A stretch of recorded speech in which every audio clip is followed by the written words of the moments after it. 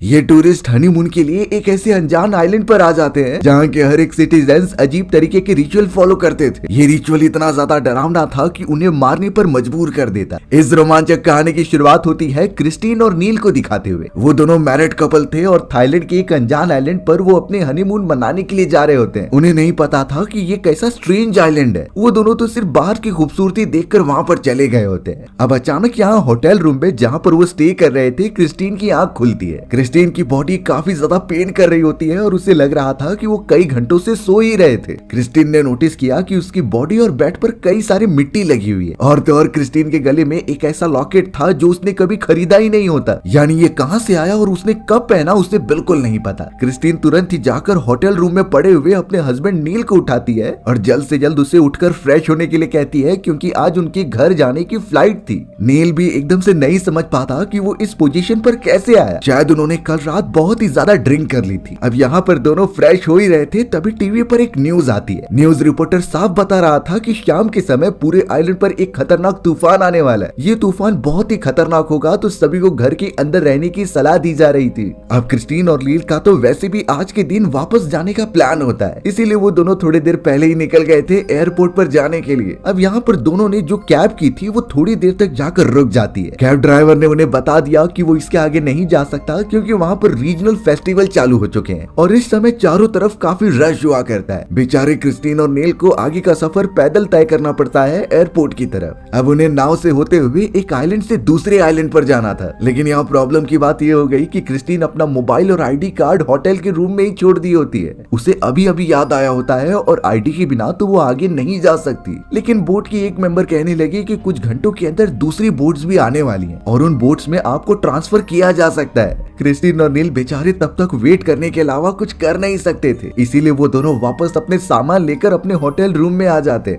अब यहाँ नील अपने मोबाइल को टीवी से कनेक्ट करके कुछ वीडियोस देख रहा था जो उन्होंने शूट किए होते। अचानक उसे एक वीडियो मिली जो 2 घंटे की लेंथ की थी। इसे तो उन्होंने कभी शूट नहीं किया था, तो फिर ये अनजान सी वीडियो उसके फोल्डर में क्या कर रही है, यही चीजें पता करने के लिए नील ने उस वीडियो को प्ले कर दिया। थोड़ी देर तक देखने पर पता चला कि ये वीडियो तो क्रिस्टीन और नील की है, जो कल रात के समय की थी। बात ये थी कि कल रात वो दोनों बहुत ही ज्यादा ड्रंक थे और एक रेस्टोरेंट में जाकर खाना खा रहे होते। अचानक उस रेस्टोरेंट में मैडी नाम की एक वेट्रेस आ जाती है। उन्होंने वीडियो में साफ देखा कि वो वेट्रेस उन्हें खाना सर्व करने के साथ साथ उनके ड्रिंक में कुछ अजीब सा लिक्विड मिला रही थी। क्रिस्टीन ने उस ड्रिंक को बिना सोचे समझे पी लिया था। बाद में उस वेट्रेस ने वही लॉकेट दिया क्रिस्टीन को जो उसके गले में अभी भी मौजूद है। यानी अब जाकर क्रिस्टीन को पता चला कि वो लॉकेट अनजान सा उसके गले में कैसे आया। अब वो दोनों तो वीडियो को और ज्यादा फास्ट फॉरवर्ड करके देखने लगे कि आखिर उसके अंदर एंड तक क्या है। एक मोमेंट पर नील और क्रिस्टीन वीडियो के अंदर अपने आप को गार्डन के बीच में पाते हैं। वहाँ पता चला कि नील क्रिस्टीन के साथ जबरदस्ती करने की कोशिश कर रहा है। उनके बीच किसी अनजान रीजन की वजह से काफी बड़ा झगड़ा हो गया था, लेकिन अगले मोमेंट में पता चला कि नील ने क्रिस्टीन को मारना स्टार्ट कर दिया है। वो तो उसका गला दबाकर उसे पूरी तरीके से खत्म कर देता है। बाद में नील क्रिस्टीन की डेड बॉडी को उसी गार्डन में दफना दे रहा था।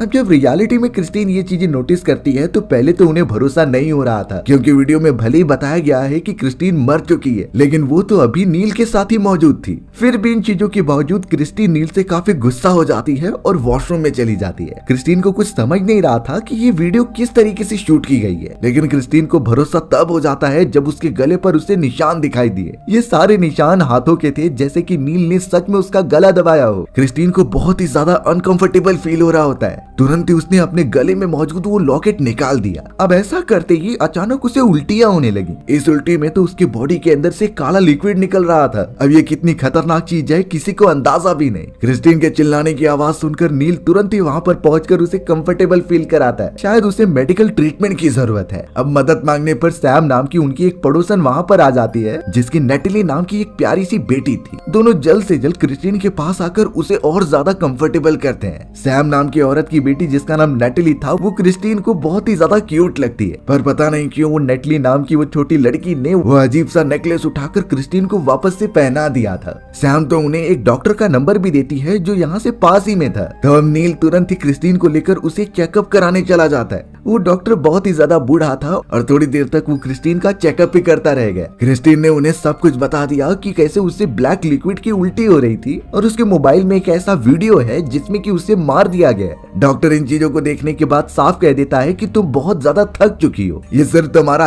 हेलुसिनेशन है, बाकी और कुछ नहीं। वीडियो के बारे में भी डॉक्टर ने साफ कहा कि ये किसी मूवी की तरह है। तुम दोनों कल रात बहुत ही ज्यादा ड्रंक थे, तो ये सारी चीजें उसकी वजह से हो रही हैं। डॉक्टर के इतना ज्यादा समझाने पर क्रिस्टीन और नील यही सच मानने लगे थे, यानी जो भी हो रहा है वो रियलिटी नहीं है, ये उनका हेलुसिनेशन था जो थकान की वजह से हो रहा है। क्रिस्टीन तो अब काफी ज्यादा कंफ्यूजन में वहाँ पर कुछ बच्चों को खेलते हुए देख रही थी, लेकिन थोड़ी देर बाद जब उसने वापस से उन्हें देखा तो पता चला कि उन बच्चों के आंखों और मुंह के ऊपर काली पट्टी बांधी गई है। क्रिस्टीन को इतना ज्यादा कंफ्यूज देखकर डॉक्टर उसे एक लिक्विड पीने के लिए देता है। उन्होंने बताया कि ये लिक्विड तुम्हें बहुत ही अच्छा फील कराएगा, पर क्रिस्टीन ने इस समय डॉक्टर की भी बात नहीं मानी और वो लिक्विड बिना पिए वहाँ से चली गई। नील और क्रिस्टीन अभी फिलहाल के लिए समुद्र के किनारे मौजूद थे और उन्हें काफी भूख लग रही होती है, तो वो एक रेस्टोरेंट में चले गए। दोनों वहाँ पर बैठकर काफी सारी बातें करते हैं और पता चला कि वहाँ पर रीजनल फेस्टिवल चालू हो चुका है। कई सारे लोग अजीब तरीके के कॉस्ट्यूम पहनकर उस फेस्टिवल को मनाया करते। नील और क्रिस्टीन भी इन चीजों को देखकर काफी खुश हो जाते हैं और नील तो अपना कैमरा निकालकर उन सारी चीजों को शूट करने लगा। इन सारी चीजों को एक्सप्लोर करते करते नील उन लोगों के साथ आगे चला जाता है। अब एकदम स्ट्रेंज चीज दिखाई जाती है कि उन सारे फेस्टिवल वाले कॉस्ट्यूम्स के बीच में हमें क्रिस्टीन के चेहरे वाली एक अनजान पुतले को दिखाया गया। पता नहीं इसका चेहरा एकदम क्रिस्टीन जैसा क्यों है। अब यहाँ नील जो अपने मोबाइल से शूट कर रहा था उसे किसी ने चुरा लिया। नील तुरंत ही उसे पकड़ने के लिए उस आदमी के पीछे भागता है। अब क्रिस्टीन जो अकेली बैठी हुई थी वो अपना नेकलेस निकाल देती है। पता चला कि उसकी हालत फिर से वैसे ही खराब होने लगी थी। उसके मुंह से वही ब्लैक लिक्विड निकलने लगा होता है। क्रिस्टीन काफी ज्यादा वोमिटिंग वाला फील कर रही थी, तो वो वॉशरूम में चली जाती है। वहाँ पर तो उसके मुंह के अंदर से काफी अजीब चीजें निकल रही थी जो वो सोच भी नहीं सकती। आखिर ये सब क्रिस्टीन के साथ क्या हो रहा है ये थोड़ी देर में पता चल जाएगा। अब एकदम कमजोर पड़ी हुई क्रिस्टीन जब उस वॉशरूम से बाहर निकलती है तब पता चला कि उसे किसी ने किडनैप कर लिया है। बेचारी क्रिस्टीन कुछ समझ नहीं पाती कि उसे वो लोग कहाँ पर लेकर जा रहे हैं। थोड़ी देर बाद जब बेहोशी की हालत में क्रिस्टीन ने अपनी आंखें खोली तो वो साफ देख पाती है कि सामने की तरफ एक लड़की खड़ी हुई है। उस लड़की की आंखों से वही ब्लैक लिक्विड निकल रहा था जो कि वो इंजेक्शन में भर लेती है और वही इंजेक्शन उन लोगों ने मिलकर क्रिस्टीन की बॉडी में लगा दिया। क्रिस्टीन को काफी दर्द हो रहा होता है और सारी चीजें उसके लिए ब्लर होने लगी। उसे तो समझ नहीं आ रहा था कि जो चीजें उसके साथ हो रही हैं वो रियलिटी है या फिर उसके हेलुसिनेशंस हैं। अब यहाँ दूसरी तरफ नेल को अपना चुराया गया मोबाइल मिल गया होता है, लेकिन जब वो उस स्पॉट पर वापस पहुंचा तो उसे अपनी वाइफ कहीं भी नहीं दिखाई देती।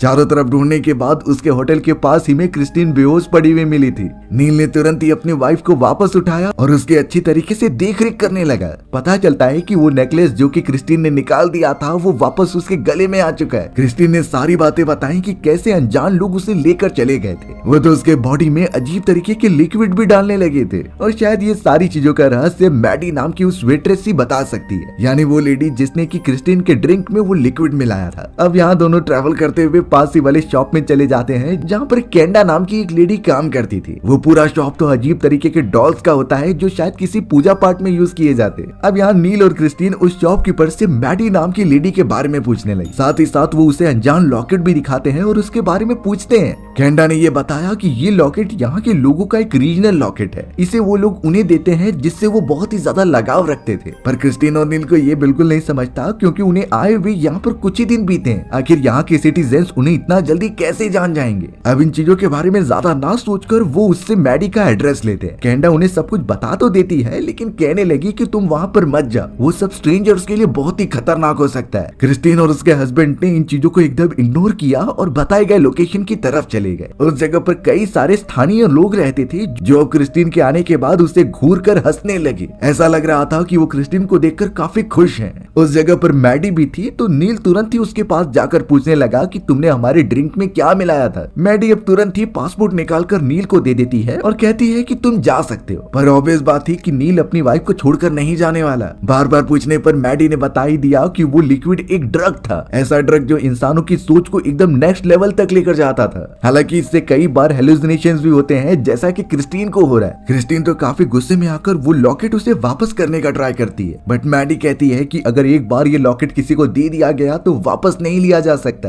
क्रिस्टीन भी ये बातें थोड़ा सा समझ रही थी क्योंकि जब भी वो ये लॉकेट अपने गले से निकालती तो काफी बीमार पड़ जाती। अब तो लगातार अनजान चीजें इन दोनों कपल के साथ तो होते ही जा रही होती हैं। क्रिस्टीन जब यहाँ मैडी से बातचीत कर रही थी तो वहाँ पर जितने भी लोग थे वो सामने खड़े होकर उसे देखने लग जाते हैं। इन चीजों की वजह से क्रिस्टीन और नील काफी ज्यादा अनकंफर्टेबल हो गए, इसीलिए वहाँ से चले जाते हैं। वो दोनों तो सीधा अपने होटल रूम में सैम के पास पहुंचे और उसकी मदद से एक बोट अरेंज करवाई, यानी वो बोट पर बैठकर वापस एयरपोर्ट चले जाएंगे। जाने से पहले मैडी ने उन्हें एक ड्रिंक ऑफर की जिसे कि नील ने पी लिया होता है। अब बोट भी वहाँ पर पहुंच चुकी थी और नील एक मछुआरे के साथ वहाँ वेट कर रहा था। क्रिस्टीन ने तो थोड़ी देर के लिए नील से उसका मोबाइल फोन मांग लिया ताकि वो चेक कर सके कि फ्लाइट टाइम पर है कि नहीं, लेकिन जब वो उसका मोबाइल फोन ओपन करती है तो उसके अंदर एक वीडियो निकलता है। उस वीडियो में नील एक अनजान सी जगह पर था जो कह रहा होता है कि आज मेरा आखिरी दिन है, आज के बाद मैं नहीं बच पाऊंगा और ये सिलसिला चलता रहेगा। यह अजीब सी चीज देखने के बाद क्रिस्टीन एकदम चौंक जाती है और नील को जैसे ही वो बताने के लिए गई तो पता चला कि साथ में जो मछुआरा मौजूद था उसने नील के कान में कुछ कहा होता है और फिर एक चाकू से उसे मार दिया होता है। बेचारा नील तड़प तड़प कर पानी में गिर गया। क्रिस्टीन जोर से चिल्लाती है और काफी कमजोर होने के कारण वहीं बेहोश हो गई।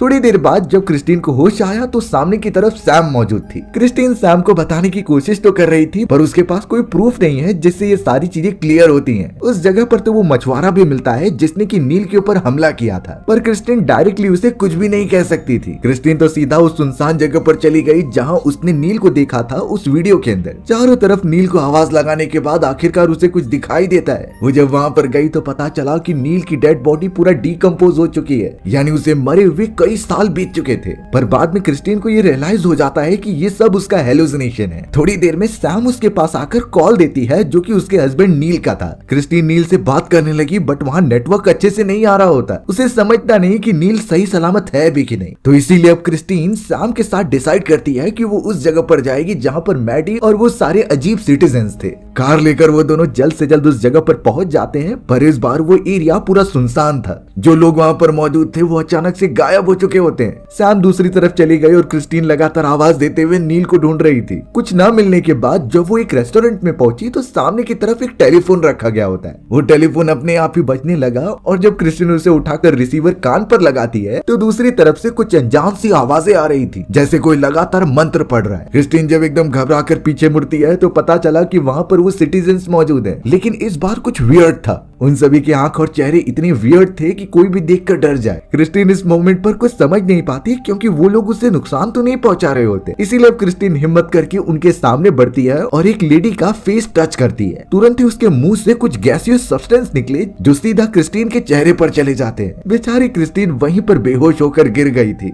जब से वो इस आइलैंड पर आई है वो बार बार बेहोश होकर हेलुसिनेट ही कर रही है। अब कुछ देर बाद उसने अपनी आंख घर के अंदर खोली, पर अभी तक उसे पता नहीं चला है कि उसका हस्बैंड नील सही सलामत है भी कि नहीं। पर अगर ऐसी किसी कंडीशन में हम फंस जाएं और हमें पता चले कि जिस जगह पर हम घूमने आए हैं वहाँ के लोग हम पर रिचुअल कर रहे हैं, तो फिर उनसे बचने का एक्चुअल तरीका क्या होगा? सबसे पहले तो हम अगर ऐसी कंडीशन में फंस जाएं तो दूसरे द्वारा दी गई चीजें नहीं खानी, क्योंकि सारी चीजों की शुरुआत वहीं से होती है। अनजान लोगों द्वारा दी गई कोई भी लिक्विड या फिर नशे वाली दवा हमें उनके कंट्रोल में कर सकती है। अगर शुरुआत से ही इसके ऊपर ध्यान दिया जाए तो बचा जा सकता है, पर उस कंडीशन में क्या करें जब हमने गलती से वैसे कुछ लिक्विड पी लिए हैं। अब हमें यह बात समझनी चाहिए कि जब तक वो अनजान लिक्विड हमारे पेट में मौजूद होगा उसका असर होता रहेगा। धीरे धीरे वो पूरे बॉडी में फैल जाएगा और फिर हमें काफी ज्यादा हेलुसिनेशंस होने लगेंगे। तो सिंपल बात है कि उस पूरे लिक्विड को बॉडी से बाहर निकालना होगा और कोई भी अनजान चीज जो पेट में चली जाए उसे बाहर निकालने का अच्छा तरीका है वॉमिटिंग करना। वॉमिटिंग अगर डायरेक्ट नहीं हो रही है तो हम जानबूझकर अपनी उंगलियों को मुंह में डालकर वॉमिटिंग कर सकते हैं। सेम ऐसा ही बहुत सारे डॉक्टर्स भी करते हैं। अगर किसी ने गलती से कुछ गलत खा लिया है तो वो एक पाइप डालते हैं जिससे कि सारी बेकार की चीजें पेट में से बाहर निकल जाए। सेम ऐसा ही हमें अप्लाई करना है वो सारे सब्सटेंस को बाहर निकालने के लिए। एक बार अगर चीजें बाहर आ गई तो आप मुंह में पानी लेकर अच्छी तरीके से रिंस कीजिए और अपने बॉडी की सारी चीजें एकदम क्लीन रखिए। इस सिचुएशन से बाहर निकलने के बाद आपको अगर समझ गया है कि वो लोग रिचुअल करने वाले हैं तो तुरंत ही फ्लाइट लेकर कैसे भी करके उस आइलैंड से निकल जाइए। पर यहाँ बेचारे क्रिस्टीन और नील को तो चांस ही नहीं मिल रहा था उस जगह से एस्केप करने का। यहाँ क्रिस्टीन जैसे ही कमरे में उठती है तो उसके पेट में काफी दर्द होने लगता है। वो तुरंत ही जाकर उल्टियां कर रही थी और गुस्से में उसने अपना नेकलेस निकाल दिया। ऐसा करते ही पता नहीं क्रिस्टीन को काफी अजीब तरीके के विजन्स आने लगते हैं। इस विजन में वो देख पा रही थी कि वो फॉरेस्ट के बीचों बीच है और उसके आसपास वही अनजान लोग हैं जिनके चेहरे काफी अजीब थे। वो तो क्रिस्टीन पर कुछ रिचुअल परफॉर्म कर रहे होते हैं और एक बैग में एक अजीब तरीके का क्रिएचर मौजूद था। सारे रिचुअल खत्म करने के बाद उस क्रिएचर को उन्होंने तुरंत ही उसकी बॉडी में डाल दिया। क्रिस्टीन चिल्लाती रह गई लेकिन वो लोग जरा भी रहम नहीं दिखा रहे थे। ये सारी खौफनाक चीजें क्रिस्टीन के साथ क्यों हो रही है, ये थोड़ी देर में रिवील होने वाली थी। अब सामने की तरफ सैम को देखने के बाद क्रिस्टीन लगातार कहती है कि नील कहाँ पर है। सैम ने अच्छी बात कही कि नील सुरक्षित तो है, लेकिन वो उससे दूर जा चुका है कुछ समय के लिए। बात ये थी कि नील ने जब वो वीडियो देखा जिसमें कि उसने क्रिस्टीन को मार दिया था, तो उसे लगने लगा कि कहीं वो नशे में रियलिटी के अंदर क्रिस्टीन को मार न दे। यही डर के कारण वो थोड़े समय के लिए दूर चला गया। पर सैम उसे भरोसा दिलाती है कि शायद कुछ समय में सब कुछ ठीक हो जाएगा, तुम्हें जो भी हो रहा है वो हेलुसिनेशंस है, तुम बहुत ही ज्यादा कमजोर हो चुकी हो। तो इसीलिए सैम क्रिस्टीन को वापस से उस बूढ़े डॉक्टर के पास लेकर आ जाती है। वो बूढ़ा डॉक्टर अच्छी तरीके से क्रिस्टीन का बॉडी चेकअप करने लगा। थोड़ी देर तक वेट करने के बाद डॉक्टर उसे बताता है कि तुम प्रेग्नेंट हो। अब क्रिस्टीन काफी सोचने लगती है, क्योंकि कुछ दिन पहले वो इसी डॉक्टर के पास आई थी और तब तो प्रेगनेंसी जैसी कोई चीज ही नहीं हुई होती। आखिर 2 दिनों में ये चीजें कैसे पॉसिबल हो गई, किसी को नहीं समझ रहा था। थोड़ी देर में जब वो डॉक्टर क्रिस्टीन की ऑटोप्सी दिखाता है तो पता चला कि उसके पेट में जो बच्चा है वो एकदम अजीब तरीके का है। उसे देखकर क्रिस्टीन काफी डर गई और तुरंत ही वहां से भाग जाती है। उसे कुछ समझ नहीं रहा था, इसीलिए सबसे पहले वो केंडा के पास जाती है, क्योंकि केंडा ही उसे एक ऐसी लेडी लगी जो उसकी मदद कर सकती है। उसे भी कई सारे जादू और स्पिरिचुअल चीजों के बारे में पता था। क्रिस्टीन ने केंडा को सारी बातें बताई कि कैसे उसके साथ अनजान चीजें हो रही हैं और तो और उसका हस्बैंड नील गायब हो चुका है। केंडा को तो शुरुआत से ही सब कुछ पता था, लेकिन वो अपनी जान बचाने के लिए कुछ बता नहीं रही थी। बट अब जाकर केंडा वो सारी रियलिटी रिवील कर देती है क्रिस्टीन के सामने। उसने बताया कि इस आइलैंड पर जो लोग रहते हैं वो काफी पुराने जमाने के हैं। उनके कबीले वालों में कुछ ऐसे रिचुअल चलते थे जो उनकी जगह को प्रोटेक्ट करते रहते, यानी वो हर साल एक ऐसी लेडी की बलि चढ़ाते जो प्रेग्नेंट होती। और जिस मोमेंट पर क्रिस्टीन और नील इस आइलैंड पर आए तो उन्हें चुन लिया गया था। इसी वजह से उस रात उन दोनों को अजीब तरीके के ड्रग दिए गए। ये दोनों ड्रग अलग अलग तरीके से काम करते हैं। तो क्रिस्टीन ने जब वो ड्रग पिया तो वो अजीब तरीके के हेलुसिनेट करने लगी, और वहीं नील के ड्रिंक में जो ड्रग मिलाया गया होता है उससे वो आउट ऑफ कंट्रोल हो गया। जैसी चीजें बताई गई थी वैसे ही हुई। नील ने उस ड्रग के नशे में तुरंत ही क्रिस्टीन को मारकर दफना दिया था। पर इस समय जो क्रिस्टीन खड़ी है वो ना तो जिंदा है और ना ही मरी हुई है। वो तो एक ऐसे स्पिरिचुअल वर्ल्ड में है जो इन सारी आत्माओं से मिलकर बनी है। जिन अजीब तरीके के लोगों को उसने देखा था वो यहाँ की आत्माएं हैं, और उनका मानना है कि इससे उनका पूरा आइलैंड तूफान और बहुत सारी नेचुरल आपदाओं से बचा रहता है। यानी वो चाह कर भी क्रिस्टीन को छोड़ने नहीं वाले। जब तक क्रिस्टीन वो लॉकेट पहने रहेगी तब तक शायद वो सुरक्षित रह सकती है। अब यहाँ क्रिस्टीन तो केंडा से रिक्वेस्ट करने लगी कि वो उसके हस्बैंड को ढूंढने में मदद करे, जिसके बाद वो जल्द से जल्द यहाँ से चले जाएंगे। केंडा इसके बदले अपने बेटे को बचाने की मांग करती है। उसका भी बेटा कैंसर से जूझ रहा था, पर अगर काम होने के बाद क्रिस्टीन अपना वो जादुई लॉकेट उसके बेटे को दे देगी तो केंडा के बेटे का कैंसर ठीक हो सकता था। ये बात वो कंफर्म कर देते हैं, लेकिन तभी बाहर की तरफ कोई आया। क्रिस्टीन तुरंत ही छुप जाती है। पता चला कि वहाँ पर वो डॉक्टर मौजूद था। वो डॉक्टर तुरंत ही केंडा के पास आया और शायद उसे सारी सच्चाई पता चल चुकी थी। तुरंत ही उसने केंडा को वहीं पर मार दिया और उसकी जान ले ली। क्रिस्टीन तो ये सब देखकर काफी चौंक गई थी, और अब लगता है कि ये डॉक्टर भी उन लोगों से मिला हुआ है। क्रिस्टीन अब जल्द से जल्द एक बंदूक उठाती है और वहाँ से तुरंत ही भाग जाती है। लकीली रास्ते में उसे सैम मिल गई थी, जो कहने लगी कि मेरे पास एक कार है और मैं तुम्हें यहाँ से बाहर निकाल सकती हूँ। क्रिस्टीन तुरंत ही उसके ऊपर भरोसा कर लेती है और उसके साथ कार में दूर जाने लगती है। अब पीछे की सीट पर उसकी बेटी नेटली भी मौजूद थी। थोड़ी देर बाद नेटली खुद ही उठकर सैम से कहने लगी होती है कि ये वो रास्ता नहीं है जो घर जाता है, यानी वो कहीं और ही उसे लेकर जा रही थी। ये सारी चीजें कहीं ना कहीं क्रिस्टीन अब समझ गई होती है। वो तो अब नेटली से पूछने लगी कि तुम्हारी मदर कौन है। नेटली ने साफ कहा कि वो तो जमीन में चली गई। क्रिस्टीन समझ गई थी कि सैम भी कहीं ना कहीं उन सारे लोगों से मिली हुई है। सैम ने भी अब यहाँ पर पूरी सच्चाई उगल दी थी। वो कहने लगी कि ये सारी स्पिरिचुअल चीजें हमारी मदद ही करती हैं। उसने ये बताते हुए कहा कि क्रिस्टीन इससे पहले बिल्कुल भी प्रेग्नेंट नहीं हो सकती थी, लेकिन यहाँ आकर सारी चीजें चेंज हो गई। वो आगे चलकर अपनी फैमिली स्टार्ट कर सकती है। वैसे ही सैम के साथ हुआ था, उसे बहुत ही खतरनाक कैंसर होता है, लेकिन जब से वो यहाँ पर इन स्पिरिचुअल चीजों के बीच में आई है उसका कैंसर ठीक हो गया है। लेकिन स्पिरिचुअल चीजें जैसे ही तुम्हारी मदद करती हैं तो एंड में तुम्हारा बलिदान भी मांगती हैं। ये जरूरी होता था सारी चीजों का संतुलन बनाए रखने के लिए। अब क्रिस्टीन यहाँ समझ चुकी थी कि सैम के ऊपर भरोसा करना बहुत ही बड़ी गलती होती है। उसने तुरंत ही अपनी सीट बेल्ट लगाई और बंदूक निकालकर सीधा सैम को शूट कर दिया। सैम वहीं पर मर जाती है और कार का एक्सीडेंट हो गया। क्रिस्टीन कैसे भी करके वहाँ से बाहर निकलती है घायल अवस्था में। उसे अब समझ चुका था कि यहाँ से उसे निकलना होगा, चाहे कुछ भी हो, इस खतरनाक आइलैंड पर वापस नहीं आना है। तुरंत ही फॉरेस्ट में जाकर वो लगातार भागती रहती है, लेकिन अनलकीली वो सारे स्पिरिचुअल वाले लोग वहाँ पर पहुंच जाते हैं। उन्होंने क्रिस्टीन क्रिस्टीन को पकड़ लिया और अपने साथ लेकर चले गए। क्रिस्टीन को फिर से इन्होंने बेहोश कर दिया होता है ताकि उसे कुछ पता ना चले। अब थोड़ी देर बाद क्रिस्टीन को उस जगह पर लाया गया होता है जहाँ एक्चुअल रिचुअल होंगे। जितने भी लोग उस रिचुअल में शामिल थे वहाँ पर वो मौजूद होते हैं। क्रिस्टीन को तो एक पिलर से बांध दिया गया था ताकि वो भाग न सके। वहाँ पर तो मैडी और डॉक्टर के साथ साथ वो सभी लोग होते हैं जिससे कि क्रिस्टीन इस आइलैंड पर आने के बाद मिली थी। यानी हर एक लोग उन चीजों से मिले हुए हैं। क्रिस्टीन को भी समझ में आ चुका था कि ये लोग अब उसे मारने वाले हैं। चाहे कुछ भी हो उसे नील को ढूंढना होगा और यहाँ से निकलना होगा। इस मोमेंट पर क्रिस्टीन को कई सारे विजन भी आते हैं और वो समझ नहीं पा रही थी कि रियलिटी कौन सा है और हेलुसिनेशन कौन सी है। एक विजन में तो वो अपने आप को नील के साथ बीच पर बैठा हुआ देख रही थी। ये वो मोमेंट था जब वो इस आइलैंड पर पहली बार आए थे। वो दोनों एक दूसरे से काफी प्यार जता रहे होते हैं और कहते हैं कि वो आगे फैमिली बढ़ाने के लिए रेडी हैं। भले ही क्रिस्टीन प्रेग्नेंट नहीं हो सकती लेकिन वो कोई चाइल्ड अडॉप्ट कर लेंगे। उस समय के बाद लग रहा था कि सब कुछ ठीक हो जाएगा, पर यहाँ तो चीजें पूरी तरीके से उल्टी हो गई हैं। क्रिस्टीन नील को कुछ होने नहीं देना चाहती थी, इसीलिए जिस पिलर से उसे बांधा गया था वो सबसे पहले मैडी पर हमला करके खुद को छुड़ा लेती है। उसके पास एक नुकीला आयरन रॉड था जिससे कि जो भी पास में आता वो उसे मारने लग जाती। क्रिस्टीन को भी काफी चोट लगी होती है। अब जब वो उस जगह से भागने का ट्राई करने लगी तो वो छोटी लड़की नटीली ये बताती है कि तुम यहाँ से मत जाओ, सारी स्पिरिचुअल चीजें तुमसे जुड़ चुकी हैं और अगर तुम यहाँ से चली गई तो हम सब मर जाएंगे।